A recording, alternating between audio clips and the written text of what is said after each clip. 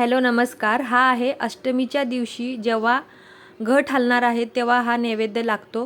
तर देवीला नैवेद्य म्हणून कडकणी दाखवली जाते. तर मी सुद्धा बनवली होती, तर तुम्हाला दाखवते आणि त्यामध्ये काय काय साहित्य मी वापरलं आहे ते दाखवते.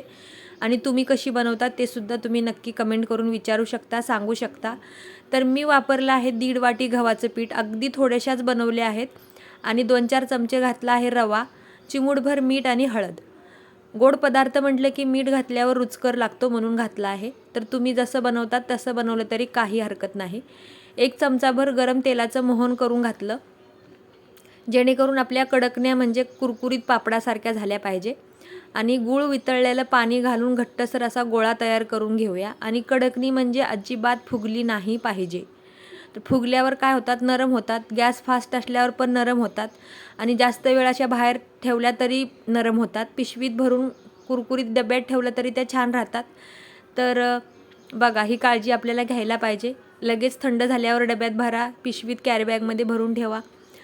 तर घट्टसर गोळा तयार झाला आणि मी अर्धा तास ठेवलं. किती छान मुरला आहे. अजिबात लाटताना रवा दिसत नव्हता. लाटून झाल्याच्या नंतर चमच्याच्या साहाय्याने हे असं करून घेतलं जेणेकरून फुगणार नाहीत. तर गॅसची फ्लेम थोडी स्लो ठेवायला पाहिजे. माझ्याकडून फास्ट झाली होती त्यामुळे थोडीशी बघा करपली आहे. काय होतं, करपतं आणि नरम राहतं. तर आता मी केली आहे स्लो आणि एक एक करून अशा कडकने आपण तळून घेऊया. आणि त्या दिवशी दुसऱ्या दिवशी परडी भरली जाते. तर त्या परडीच्या नैवेद्यामध्ये सपक वरण, भात, फळं, जेवणामध्ये चपाती, भाजी.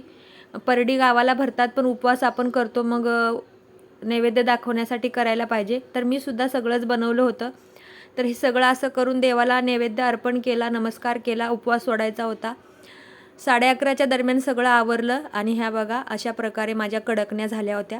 तर गॅसची फ्लेम थोडी फास्ट असल्यामुळे थोडं स्टार्टिंगला नरमच होत्या आणि मी डब्यात लगेच